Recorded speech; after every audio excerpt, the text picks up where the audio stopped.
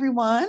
My name is Diane Havler, and I am Chief of the HIV/ID and Global Medicine Division, and also the Director of the AIDS Research Institute. And on behalf of Dr. Monica Gandhi, who leads Ward 86, as well as CFAR and Mallory Johnson, the Director of CAPS, we would like to welcome you to the 2025 World AIDS Day celebration today. Now, I know we're a little bit late, a couple of days late, but we thought very few people might come on Sunday. So here we are. I also would like to do a special welcome to some of our guests. Ooh, that looks very cool. Richard's coming down the aisle. Take a look at that. First, I want to welcome those people online, and a special welcome to Drs. Colette and Dr. Janice, who are visiting here from the search team from Kenya. Could you all stand up? Just very, very happy to have you here. Please note the fashionable winter coats that they are wearing. Okay, so what we're going to do today is on World AIDS Day, it's a moment for us to reflect and remember those that we've lost during the pandemic over the last 4 decades. But also a time to take stock of and really celebrate the progress that has been made. We are going to be facing many challenges, in the United States and globally, over the next couple of years in our AIDS response. We've been through tough times before. We're going to go through some tough times ahead, but what we have to do is remember this incredible community we have here. Every one of you here and online is making massive contributions to the AIDS response, and we really do appreciate that and want to acknowledge that in this year World AIDS Day. So in that line, one of the catalysts of progress in the AIDS response is research, of course, but it's also mentoring in research. And we need to keep our pipeline active with young investigators. And in that light, this year, the AIDS Research Institute received nominations for awards for the Research Mentor of the Year, and I'm very proud to announce that this year's winner is Dr. Carol Camlett. Applause. So maybe we can go to the next slide. I can do that. Okay, so I'm just going to say a few things about Dr. Camlett. She received her PhD in 2008 from the University of Michigan and did a TAPS postdoctoral fellowship in 2010. With that really outstanding training, she was able to secure a whole series of grants from the National Institutes of Health. I'm not going to tell you the acronyms, but just to say she has been highly successful in getting research funding. And the focus of her work is behavioral and social science research, and she really has been a pioneer here at UCSF in developing that particular domain of research. Carol really has dedicated her career to supporting the success of early scholars in HIV research. This has been recognized in other areas. The National Institute of Health awarded her a Mid-Career Investigator Award, which is really supporting her mentoring role. She has mentored domestic and international pre- and postdoctoral scholars, junior faculty on the conduct of research, qualitative research methodology, and concepts of gender, HIV, and human mobility.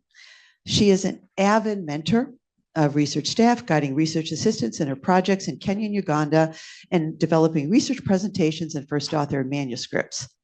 Her support has led to significant accomplishments for her mentees, which include them getting grants, manuscripts in highly ranked journals, getting into graduate programs, and faculty positions. I would just say on a personal note, I've had the privilege in my career of working with Carol over the years in the search collaboration, and she is just really incredible. She has great scientific questions. She looks at problems in very creative ways. And in line with the award that she's receiving today, she's always thinking about, with this question we're going to address, who is someone that can help and I can bring along to work on this with me to further promote that career. And that takes a lot of extra time and commitment. And really, Carol, you are a person who does that. Carol, UCSF is very fortunate to have you on our faculty. And I just want to say that you are truly a beloved colleague and mentor. So with those opening remarks, we are going to have next on the program, Sarah. Sarah's going to come in, a mentee of Carol, to make some remarks. Thank you. Can I use this one? Yes, of course. All right, good morning. Let the love fest continue. So good morning, everyone. It's a real pleasure to be here to celebrate Dr. Carol Camlin, this year's recipient of the ARI Award for Outstanding Research Mentorship. Dr. Camlin has been my mentor since 2019 when I joined the postdoctoral traineeship in AIDS prevention studies. As one of her mentees, I can say that I've benefited tremendously from her dedication to mentorship, her advocacy, her honest and constructive feedback, and her focus on developing the next generation of HIV researchers. Dr. Camlin has dedicated her career to supporting the success of early career scholars in HIV research. What is abundantly clear about Dr. Camlin is that she is devoted to diversity, equity, and inclusion, and developing those who have been historically underrepresented in HIV research in both the US and Africa as the next generation of HIV researchers. Dr. Camlin has mentored domestic and international master's, doctoral, and postdoctoral scholars, as well as junior faculty and research team members. Her support has led to significant accomplishments for her mentees, including Fogarty Fellowships, NIH Career Development Awards, MPHs, PhDs, faculty positions, and scores of publications in high-impact journals. Carol also has all of the qualities that you look for in a mentor. She is attentive, thoughtful, empathetic. She provides focused feedback to strengthen our research, and she has encouraged her mentees when we have faced challenges and setbacks, both academic and personal. And she has pushed us towards opportunities that we never believed were within our reach. She has also offered many opportunities for collaboration, while also nudging us to make our own ways and pursue our research interests, which are complementary but independent of her own. She shows up with tangible support when you need her and celebrates your successes. She goes above and beyond for her mentees and has helped all of us to achieve career success. Carol, from all of your mentees, thank you. You are an exemplary mentor, and we are incredibly fortunate to work with you and to have benefited from your commitment and love of mentorship. We are so glad that you're receiving this well-deserved recognition. Thank you. Fortunate to have Carol as one of my mentors ever since I started here at UCSF about 7 years ago. And I'm so grateful for all the stages of my career that she's helped me through, from coming here as a professional researcher to transitioning to an assistant professor, to being successful with my first KO1, and now to helping me get my first R01, or working on that right now. I remember when I first met her, or one of the first times when Cynthia Harper suggested, well, Carol could be one of your mentors, especially in qualitative research methods. And I remember when I talked to her, she shared something to the effect of, you know, Allison, I really invest a lot of time in this. I really value mentoring. So I just wanted you to know it's something I care deeply about. And I've seen that in the way, just how thoughtful her comments, her feedback is to me. And just to exemplify that, when I was working on my K, I remember writing out my specific aims, and you know, some people give you a lot of red line edits, some people give you comments. And I just remember very specifically, Carol's basically took up the whole page in the Word document with her comment, and it had so many details, so many gems in it about, you know, what books I need to read to prepare myself to propose different qualitative methods, to learn about grounded theory as I write about it, as one of my training aims. So citing all these different resources, and then always bringing you back to the conceptual framework. She's always very keen on that. And I think just basically it was like a dissertation she was writing out for me, and I had to paste in another Word document, and just line by line, so much rich feedback. And I think that's really what she gives all of us, is such careful attention, and helps us think very deeply about things. And even recently in a paper I shared with her as a co-author, she reminded me, let's go back to the conceptual frameworks. Like, how does this relate to these different conceptual models? And I think that's what makes for a good mentor, is not just saying good job, but just helping to push you, helping you to learn even more and think deeply about things. And so I've really benefited and grown as a researcher over these last several years because of how thoughtful she's been with her comments, with her mentoring, and just really pushing me each time to think really deeply. So I really value that. And I know I'm one of several people who've really benefited from her mentorship. So I'm thrilled that you're receiving this award today. And I hope that everyone else that other mentees and other early stage researchers can have the benefit of such a great mentor like you, Carol. So thank you so much. And I'm so thrilled that you're being given this award. Thank you. Let's see. I am just, is this one?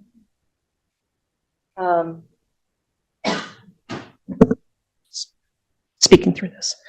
I just want to thank all of you. Thanks to the IARI and the entire HIV research community at UCSF for the honor of this award. I am truly, and all of my mentees, those that nominated me, I'm deeply humbled by this recognition of my mentorship. Just knowing that I'm so surrounded by so many gifted and talented colleagues here who all devote so much energy and time to mentorship. So to have this recognition just means an awful lot.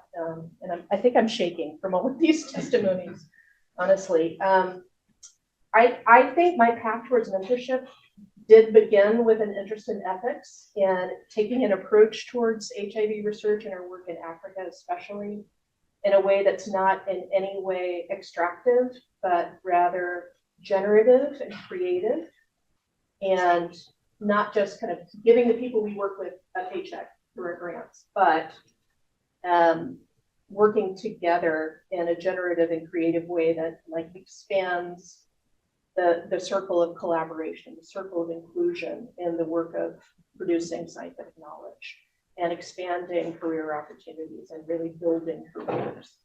So for me, this was really enabled by the structure and the ethos that Diane Habler set up through the work that she's done with the founding of the Search Collaboration and all the many studies on which I've worked with her, and the incredible teams that we have the honor of working with in Kenya and Uganda, and then my own studies in the region. And I've continued this, just making sure that those who are engaged in data collection have a hand in interpreting data and publishing. And this is an approach that I also share with all of my mentees. And the idea here is that we are developing new ways of working and building partnerships that is equitable and ethical. And that's really based in integrity of the research process and in terms of how we treat one another as human beings. So I've been really influenced by this notion of Hannah Arendt's that the revelation of the self happens in the public realm, that it's really by being heard and having our actions witnessed by others that constitutes our full personhood. And it's sort of like we all need to be seen, right? And so, mentorship for me is, of course, about things like clarifying goals and, developing time management skills and hopefully practicing what I preach and not being a hypocrite about those things. But more than that, I think it's hopefully to be a wise and compassionate witness to another's path. And, everybody needs to have that witness and that guide. And I think that,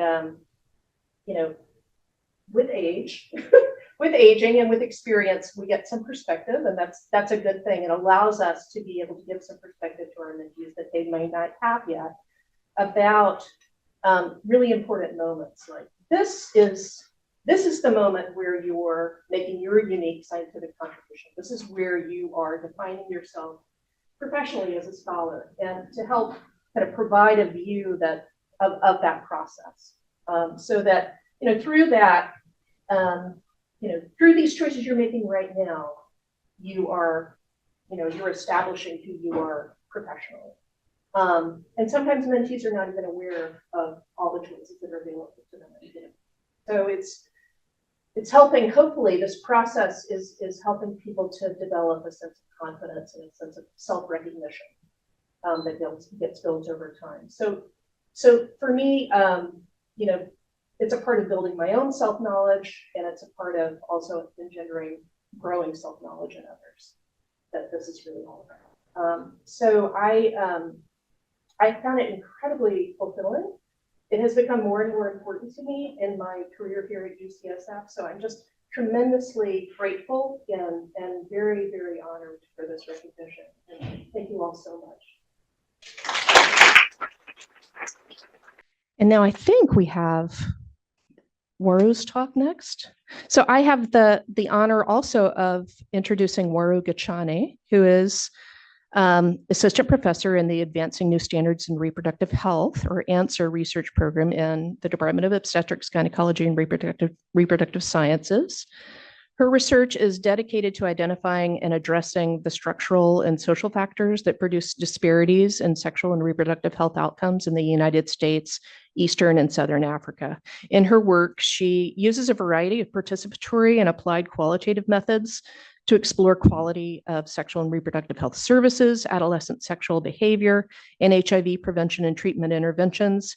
She currently holds a KO1 Career Development Award from NIMH, where she'll be conducting research to improve measurement and interventions focused on economic empowerment and HIV prevention for adolescent girls and young women in Kenya. She has a BS in Human Development from Cornell University and MSPH and PhD in Health Behavior from UNC Chapel Hill. And just on a personal note, I am so happy for you all to be introduced, many of you, to Dr. Gachane, who is an incredible addition to the UCSF HIV research community. And I'm so excited to be able to introduce her today. Thank you.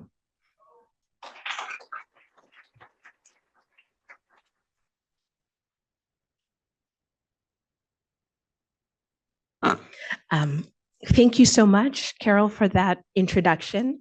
I am so happy to be here today. I know I wasn't asked to provide additional remarks about Dr. Camlin, but I know a lot of her mentees have talked about their contributions to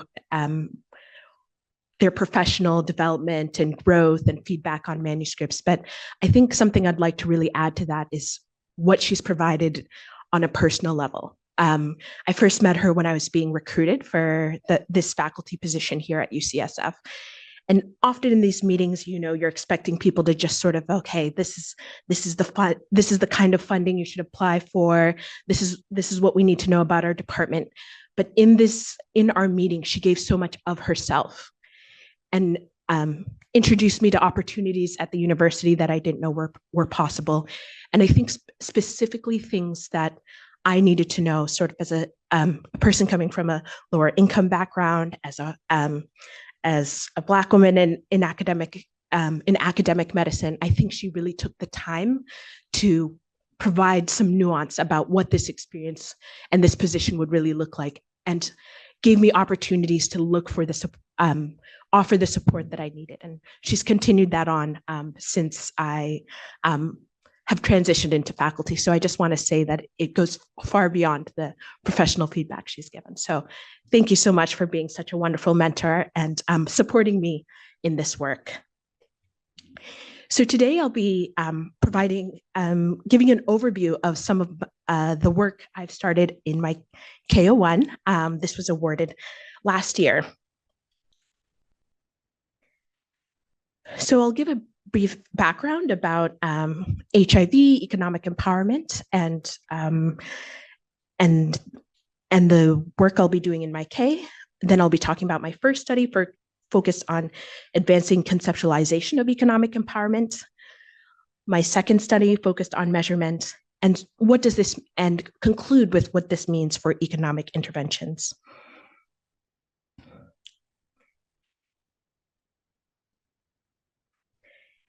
As you all may be familiar, in Eastern and Southern Africa, there are significant inequities in HIV acquisition by race, by gender and sex. Adolescent girls and young women are a population that experiences significant inequities. In the younger age groups, about 15 to 19 and the 18 to 24 age groups, we see that young women have often 3, 4, 5 times the risk of HIV acquisition compared to their same age peers. These are data from Kenya, which is the focus of my most recent work, and you'll see where we start seeing that gap in that earlier age group. The inequities that we see are driven by a multitude of different factors. Economic vulnerability is caused by structural inequities, including access and cost of services, national trends in gender equity, public policy and laws which criminalize things like sex work, drug use. On the community level, we see significant levels of stigma around talking about sexuality, safety in going to access HIV prevention and sexual and reproductive health services. We have gender norms that may exclude young women from educational opportunities, employment opportunities. We see on interpersonal level, we see violence within households, we see violence within intimate relationships. There's family dynamics that are present. Who is prioritized when seeking education, land inheritance, and others interpersonal family dynamics. There's differences in the social support received. And then on a personal level, we see other factors, including educational attainment, employment, access to HIV prevention information and services, as well as sexual behavior.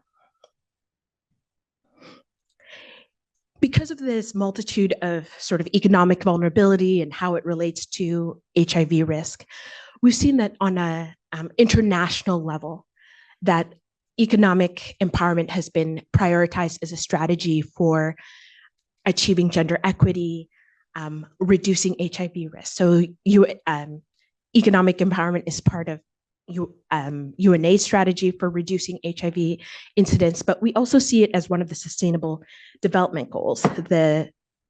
As Target 5 focuses undertaking reforms to give women equal rights to economic resources, as well as access to ownership and control over land and other forms of property, financial services, inheritances, natural resources in accordance with national laws.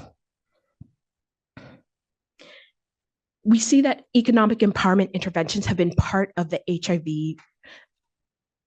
response.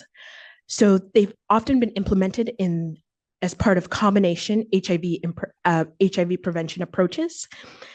One of the most prominent of which is the DREAMS intervention, which has been implemented in 10 countries in Eastern and Southern Africa, where we see economic empowerment in the form of cash transfers bundled with other services focused on violence prevention, education, rollout of PrEP, rollout of other HIV services. There's also been examples in other countries. There's the Ujana Salama program in Tanzania, which also provides a family cash transfer program. As the government cash transfer program bundled with other adolescent-specific services. We have HIV Prevention Trials Network 068, which was an intervention which provided cash transfers and educational support for young women in the context of an HIV prevention trial, and the Adolescent Girls Initiative in Kenya, another program which bundled cash transfers with other programs. It's with, I've been sort of in this focus on economic empowerment in HIV for about the last 8 years. It was a focus of my dissertation and some of my postdoctoral work. And it's through this, I worked on one of the evaluations of the DREAMS program in Tanzania, understanding how young women use the cash transfers, how they changed their lives, and how that linked to their HIV prevention. And it was from that work that I was really inspired to understand sort of if, how are these programs working? What are they, what's needed to make them sustainable? What's needed to make them most effective? So in reviewing this work, I noticed a few critical gaps in our work on research on economic empowerment and HIV prevention. The first is how we conceptualized economic empowerment. Much of what we know about economic empowerment comes from some of the international development literature. And some of the theories and frameworks we use of these are very focused on the experiences of adult women. When we see this, some of the challenges that experience younger women, especially those still living in their family households, there are some nuances in terms of what they need to be empowered compared to what we see for older women. There's challenges in how we measure economic empowerment. When I looked through all of these different trials, we found that a lot of what they were looking for to measure like what is success was focused on resources, like were assets accumulated, maybe something about do they have a bank account? And I always ask myself, are these the things that are most important to young women? Has this made them feel like they're empowered? There are also measures of decision making, and you can imagine in different family situations, decisions may be very limited. And so, what is the scope of decisions that young women are able to make? And so, often these are not very adolescent friendly and adolescent specific. And interventions, a lot of the economic empowerment programs have primarily focused on the individual level versus the family system. So it's from this work that I developed my KON aims with the support of my primary mentor, Dr. Camlin. My study is now titled Inua, which means uplift in Swahili, slightly different spelling. The first aim is focused on characterizing economic empowerment among adolescent girls and young women. The second is to develop and validate an economic empowerment scale. And the third is to adapt and pilot test a cash transfer intervention and measure feasibility, acceptability, and preliminary impact on economic empowerment and HIV risk behaviors. One thing I just want to note is, I was very nervous about submitting a very social science heavy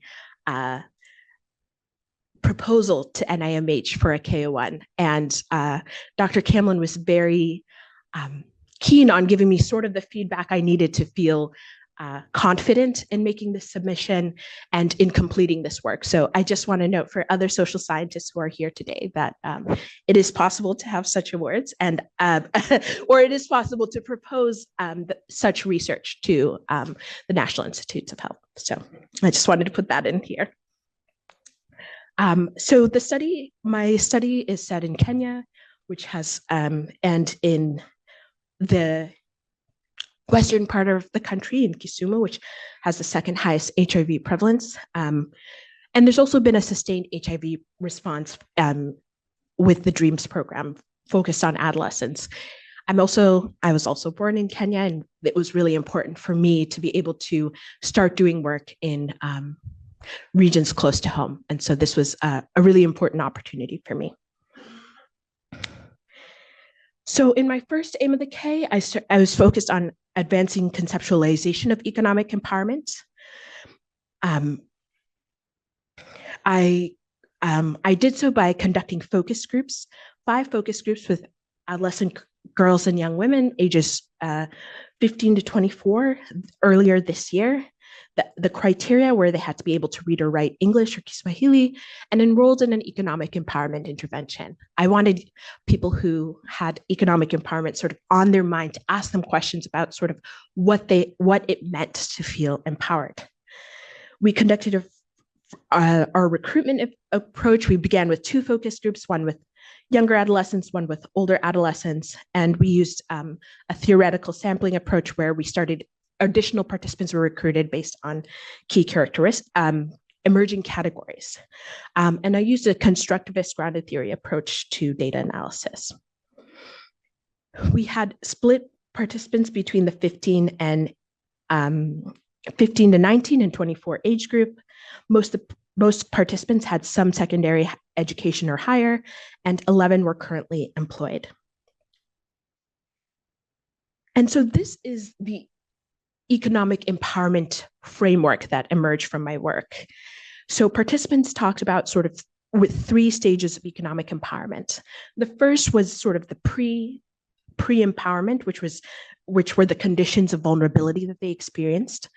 The second was the stage of transformation through provision of knowledge, skills, resources.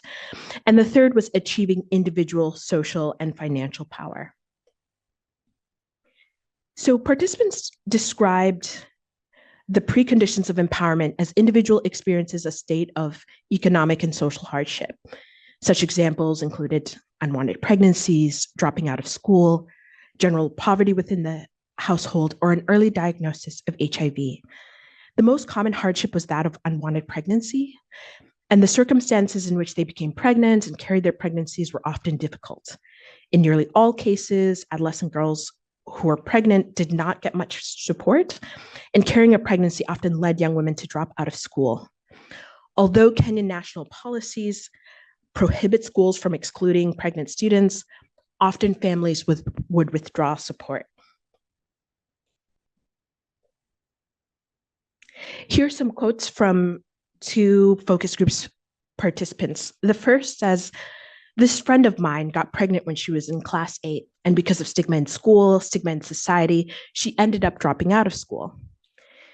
Another participant said, "So like me, the time I became pregnant, I was in Form 3, which is about the equivalent of grade 11. So when I became pregnant, to be honest, the man who impregnated me did not deny, but it's like he lied to me. So my father was giving me pressure, even going back to school, he refused. He spoke rudely to me, as in he stressed me so bad." So here you can see sort of the couples of stigma, school dropout, and withdrawal of support. And then we get to this phase of what we describe as this transformation. And so economic empowerment was viewed as a transformational process where vulnerable young women attain knowledge in the form of financial wealth, financial, health, and social knowledge, skills which may result in employment or starting a business, and resources in the form of tuition to return to school or capital to start a business. All participants who were in my study had participated in some kind of economic empowerment program. That was one of the criteria.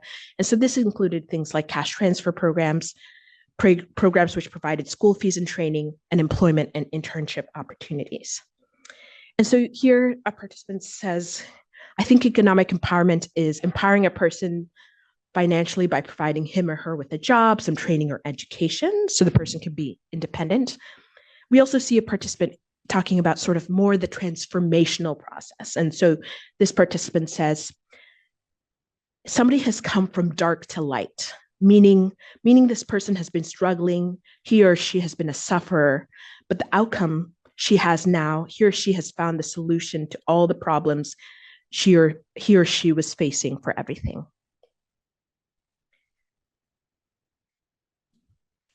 Sort of this endpoint of empowerment where we're talked about achieving individual, social, and financial power. Examples of being empowered included feeling confident, being viewed highly in the community, living independently, being able to provide for themselves and their families, and freedom from financial dependence on partners. This participant shares, "I got a job somewhere and got employed, and I felt like I was empowered because I can make some money on my own. I have an idea that I can make a burner and place it somewhere. I can do something for customers to get income. I can depend on myself." This other person talks more about, another participant talks about sort of the social or individual power she's gained. And she says, I was the kind of a person I could not associate with other people. I could not, like in a forum like this, I could not talk at all. But now I have the confidence. I can talk, I can advise, I can counsel my peers. This economic empowerment program has really supported me. And so here you see, like, not only has she what she's gained for herself, but how she feels like she can now contribute to her community in a way that she wasn't able to before. So just in conclusion, economic empowerment was described as a transformational process of shifting from vulnerability to individual, social, and financial power. And when you look in the economic empowerment theory literature, you see, I feel like this really resonated by the definition of empowerment by Ben Cleason and Miller, where they talk about it as a process whereby women and girls are transformed from a situation where they are limited power and access to assets to a situation where they experience economic advancement and their power and agency is enhanced. And so I feel like my work really talked about expanding what power and agency meant for young women.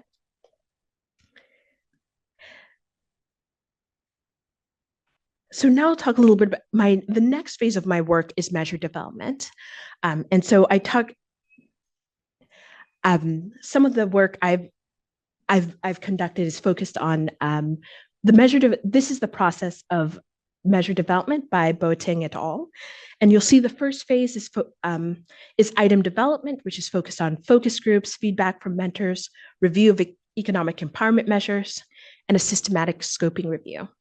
In the second phase, I'll be conducting cognitive interviews and a survey with participants and psychometric evaluation. And the third phase will be looking at things like dimensionality, reliability, and validity. I'll go quickly through some of my work, but the first stage was item generation. And this is a picture actually from Dr. Camlin and I, where I came up with all these different items based on focus groups, and we went through a process of thematically coding all the different items. These items were then coded into categories, and so these included 10 categories, which included education and in the education and training part, we talked about the categories were gaining knowledge, skills, capacity to earn money. Under basic needs, we came up with the categories of being given financial help, experiencing improvement in financial situations.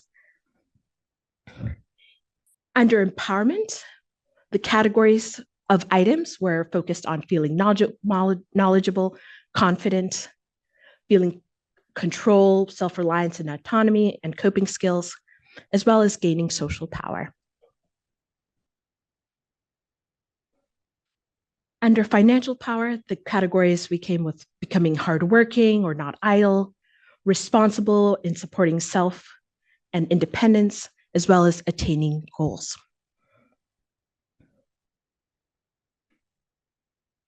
These were some of the items that I first started with statements of this came directly from adolescents, is how they described being empowered. So they said things like, I have skills that can help me gain money. I'm now capable of paying my own bills. And then I was able to translate those into questions and then translate them into Swahili. The next phase of my work will be conducting cognitive interviews and surveys with participants, and that will be happening in the new year. And just to conclude, based on this body of work, some of the implications for economic empowerment interventions is that measuring changes in resources or assets may overlook dimensions of economic empowerment that are most important to adolescent girls and young women, especially when we talk about those gains in social and individual power. And economic empowerment interventions should address these additional dimensions of individual and social power, and that pregnant and parenting adolescent girls and young women may be especially vulnerable and may need specialized interventions. To conclude, I'd just like to thank my amazing KO1 mentors, Dr. Camlin, Dr. Agat, Dr. Lightfoot, Dr. Nealons, Dr. Pade, and Dr. Sawamala, funding from NIMH, and as well as my Inua research team. I would be remiss to thank the late Dr. Kawango Agat, who is one of my K mentors who passed away earlier this year, but she was an amazing light and force in this work and a great inspiration. And so I just want to thank her for her guidance through this work. Thank you so much.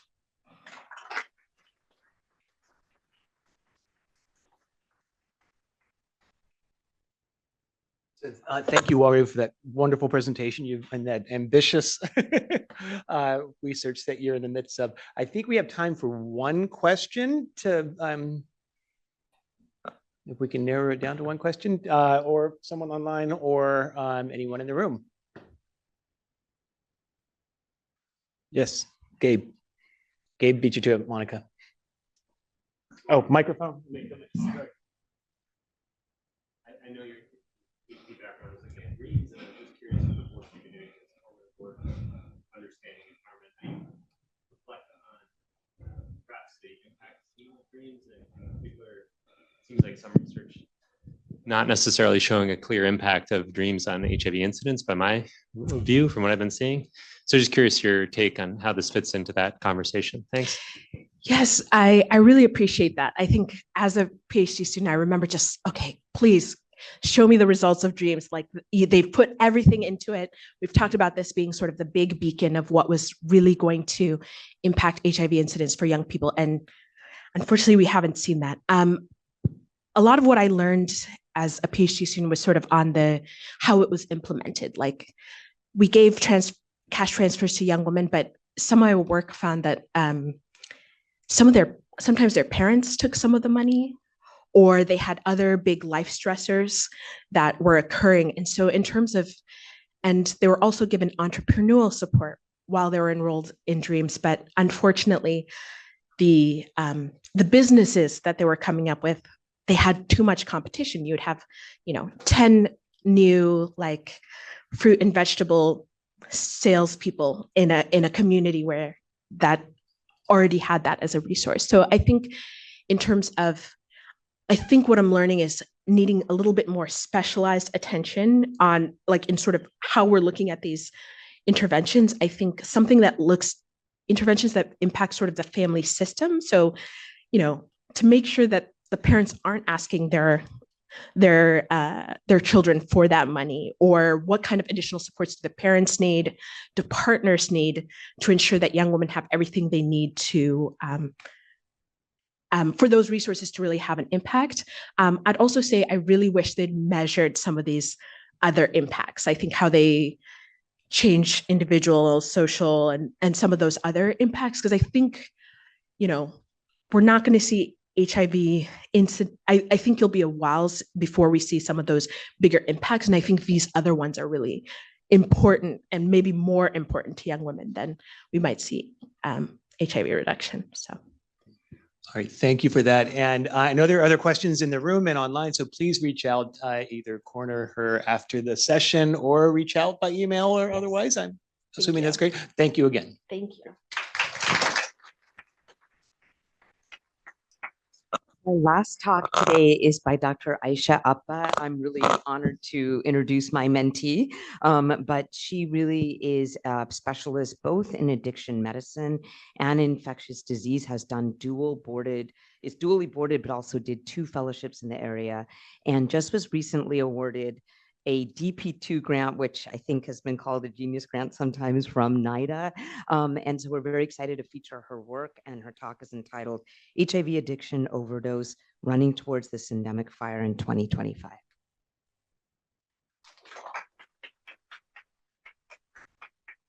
Thank you so much, Dr. Gandhi.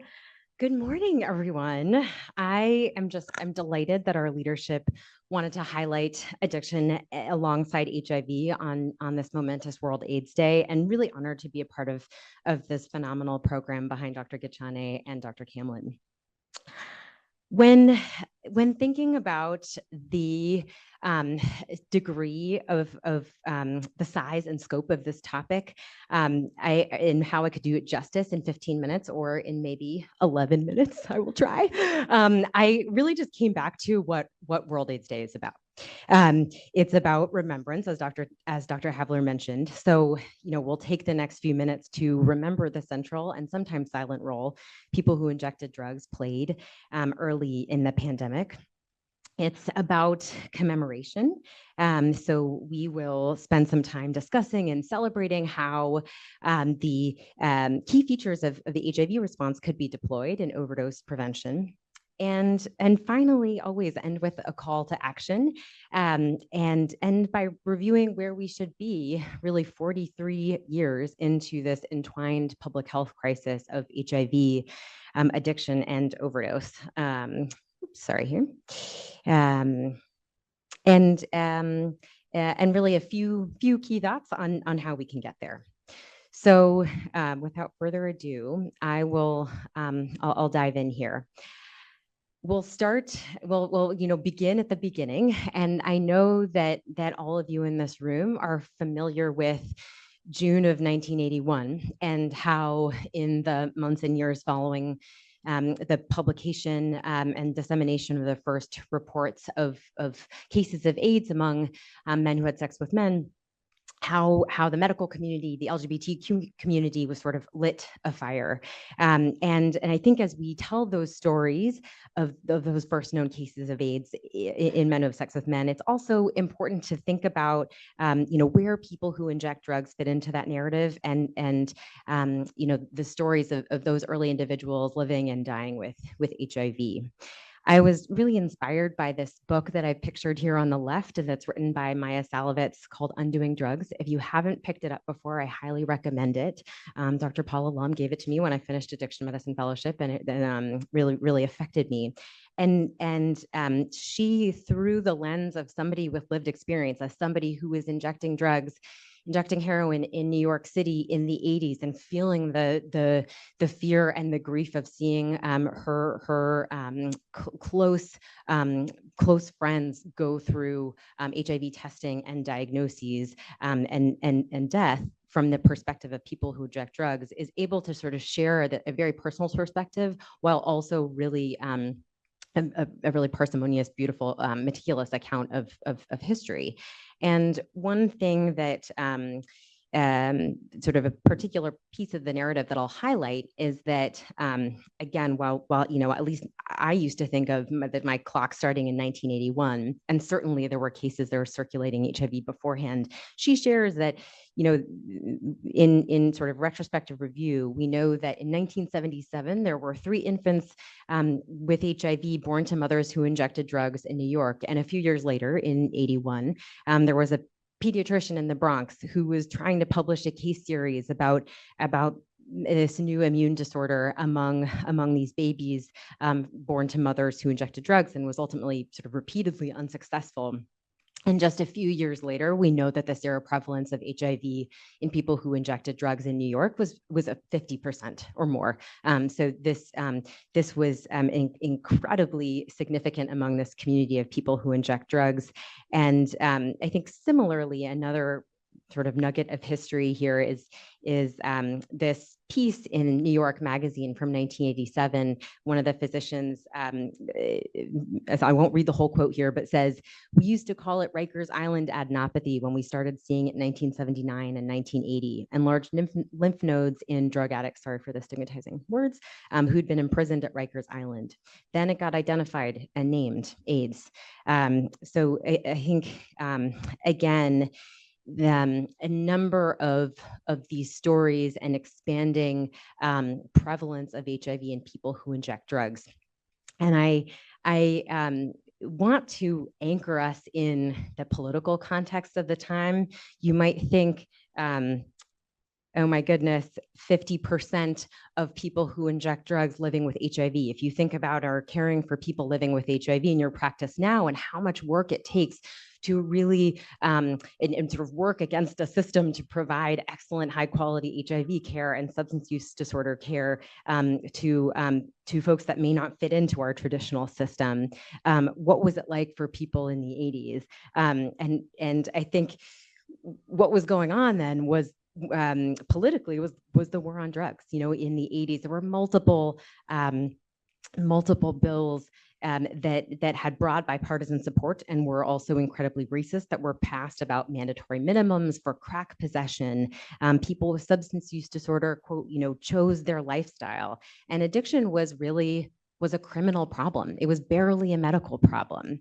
And I think that's something we are still fighting our way back from.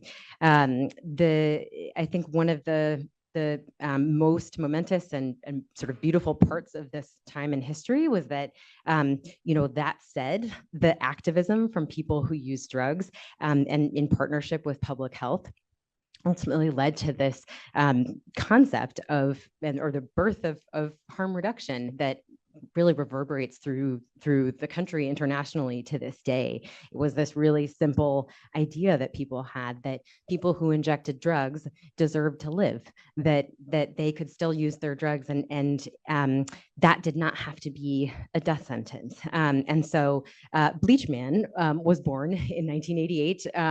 This was a campaign that the SF AIDS Foundation used with its 1988 graphic beauty here, and really was the first superhero for people who inject drugs, which is phenomenal. And I think that looking back on this, what people who inject drugs with HIV really deserved at this time was not only this incredible grassroots movement of harm reduction, but also integrated treatment options for addiction as well as HIV. And this was not something that was available. I'd say my last moment of history that I'll leave you with was that alongside the war on drugs there on the left, addiction medicine was not a board sort of certifiable specialty at this time. There were a number of people in this room and beyond doing this work, but addiction psychiatry became a fellowship in 1993. Addiction medicine became board certifiable in 2009. So again, there's a lot that has driven where we are today. But I think, what I want to leave us with is that this legacy of harm reduction is a bedrock concept, as you all know, for the world, for HIV, for overdose prevention, and many other conditions, as we've seen in the last number of years. So as we, sort of expand into thinking about overdose deaths, I want to take us into where are we now? I'll say that with the expansion of opioid use in the 2000s, and then the replacement of those with high potency synthetic opioids, or fentanyl, overdose deaths, as you know, have climbed to an all-time high. In 2023, last year, we saw the greatest number of overdose deaths in San Francisco history. 810 people died. This year, we're actually seeing a bit of a reduction that we can talk about after the session, but numbers are well above pre-pandemic levels, and we've seen over 1 million overdose deaths since 1999 nationally. What does this mean for people living with HIV? Well, in other jurisdictions like Vancouver, investigators have identified that this addiction and overdose crisis have led to meaningful reductions in life expectancy for people living with HIV after the obvious gains that we've seen in the past 20 to 30 years related to ART effectiveness. And in San Francisco, where we had, for a time, the second highest county overdose death rate per capita, our community of people living with HIV is feeling this too. As you can see here in the slide, in the phenomenal San Francisco EPI report that compiles our HIV data, 1 in 5 deaths among people living with HIV between 2019 and 2022 were due to overdose. And in the tiny print there, this sort of expands depending on a few demographic characteristics. So 1/3 of deaths among people living with HIV who are cis women were due to overdose, and 43% of deaths among trans women living with HIV were due to overdose. These are small numbers, but the proportion is really dramatic, and the absolute numbers doubled when compared to a time period 5 to 10 years ago. So what do we do? One thing that I want to make sure that I leave you with is knowledge that overdose deaths are not all alike. So this is a figure from the SFDPH Center for Substance Use and Health, from Dr. Coffin's team, that shows you here the different colors essentially represent overdose deaths due to different substances or pairings of substances. So what I will just summarize for you is that the orange, the gray, the yellow are opioid and stimulant overdose deaths. So those are the people that have died with both of those things in their system, a combination of cocaine, methamphetamine, and fentanyl primarily. And the blue there are people who have died with opioids alone in their system.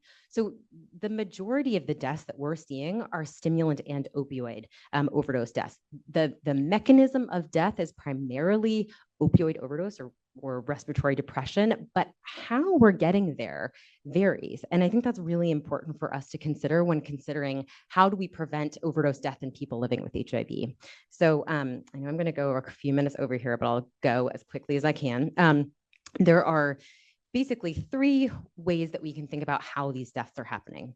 There are folks who are using both stimulants and opioids intentionally. So they have opioid use disorder and stimulant use disorder, maybe both a part of their life. And then the second archetype is someone who's primarily has opioid use disorder. Maybe they intermittently use methamphetamine or accidentally exposed to it. And then the third is someone who primarily has stimulant use disorder, is primarily using methamphetamine or cocaine, and has unintentional opioid exposure. And I've sort of blue and yellowed that figure on the right for a reason. In the first 2 categories, we know methadone and buprenorphine are phenomenally effective for opioid use disorder, for overdose death prevention. Some of the best numbers needed to treat we have in medicine. So that is a strategy that nationally, citywide, everyone is trying to deploy as best we can. In the third category, I would argue that unintentional exposure, death due to unintentional exposure, should be a never event. And one question everybody has is, how often is this actually happening? Well, I think that what we're learning is that it may be more common than we think. In a 2022 sample of EMS-attended non-fatal opioid overdose events, the individuals who had the opioid overdose reported that essentially in 31% of those cases, they were trying to use their stimulant, not an opioid. And an additional 12% were also not trying to use opioids, but another drug. And then, as you can see, there more than half were trying to use fentanyl intentionally. But that is a large number of unintentional overdoses due to fentanyl. And even if that is an overestimation, I think it's an important number. You can see there, I was going to make you guess which is fentanyl and which is methamphetamine down here, but I think it's essentially indistinguishable. There are a number of mechanisms by which this might be happening that we can talk about another time. But I think that, to bring it home to our community living with HIV, is this happening in people living with HIV? I think our early data is yes. I think that there are a few different sources of these data. In the large CNIX cohort of people living with HIV, there was a really nice study that demonstrating that 15% of those individuals were reporting methamphetamine use and 3% report opioid use, which is really consistent with, I'd say, national numbers. Methamphetamine and alcohol tend to be more commonly used substances among people living with HIV as compared to opioid use. And then in data that we recently generated in partnership with Dr. Gandhi, with Matt Spinelli and the UCSF Hair Analytical Laboratory and UCLA, we looked at hair samples collected in 2019 through 2023 and found that fentanyl was detected in 22% of these hair samples in individuals reporting only methamphetamine use, no opioid use, and with urine testing negative for opioid use. So I think this is happening, and I'll say that, moving to our commemoration pillar, when I think a lot of my work is how do we leverage this incredible work that the HIV community has done in responding to this pandemic. And I think the EHE pillars will be familiar to many or most of you in diagnose, treat, prevent, and respond. And I want you all to think about, the world before HIV pre-exposure prophylaxis as a biomedical prevention strategy. So, when if we take sexual acquisition of HIV and imagine we only had behavioral tools like risk reduction or condom use, and we didn't have something that allowed a user to have protection sort of every day of the year if they'd like, and not rely on sort of individual behavioral change, it would be a very different world. And that's what we're missing with overdose prevention. We don't have a biomedical prevention tool at the moment. And so I think what Monica alluded to, the trial that we will begin early in January 2025 is entitled the NOD study, naltrexone for overdose, and is really asking, can we use a long-acting injectable opioid antagonist for opioid overdose death prevention in people living with HIV or at risk who use stimulants. And so, more to come there. And again, this sort of only addresses that third category of mixed stimulant fentanyl or stimulant opioid overdoses. So it has to be a solution, I think, as part of a larger number of strategies deployed by public health entities, but that is where we're going. I'll close by, sharing our call to action. As I mentioned, we are 43 years into this entwined public health crisis, and stimulant use, alcohol use, and opioid use are all relatively prevalent among people living with HIV, particularly the former two, as I mentioned. And acknowledging that many people in this room and on Zoom have worked on and are working on solutions, we really have limited examples of sort of broadly disseminated, effective integrated care outside of really some opioid use disorder models that provide that really acknowledge the challenges that people who use drugs face in accessing standard care. So, this is just an example, I think, of one way as we move forward to conceive of truly integrated and paired HIV care alongside substance use disorder care.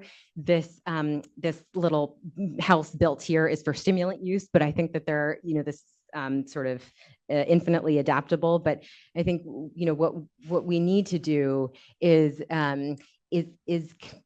conceive of or integrate evidence-based substance use disorder treatment into HIV care under the same roof. And so for stimulant use disorder, that's contingency management and select medications, while we also are removing barriers to ART adherence, thinking really critically about how we best start and maintain and support people on long-acting ART and where and how we do that, how we can incentivize both long-acting or oral ART adherence, and really achieve both viral suppression and health for people living with HIV and substance use disorders.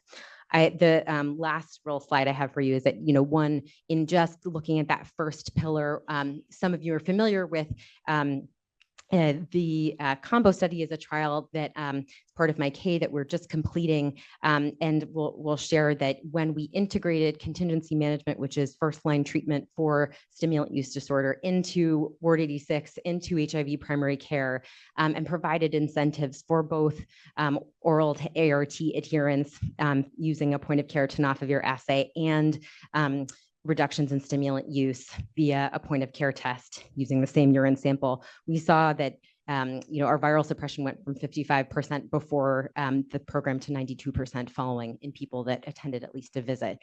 So this was really exciting and something that, again, this is just a tip of this iceberg here of sort of how to integrate both HIV care and stimulant use disorder treatment together. There are many unanswered questions here that I'm not even going to go into, but we'll just close again by thank you all for staying a few minutes late, and I'll leave this summary up here and acknowledge my mentors, Dr. Gandhi, Dr. Coffin, and many others that contributed. Thank you so much.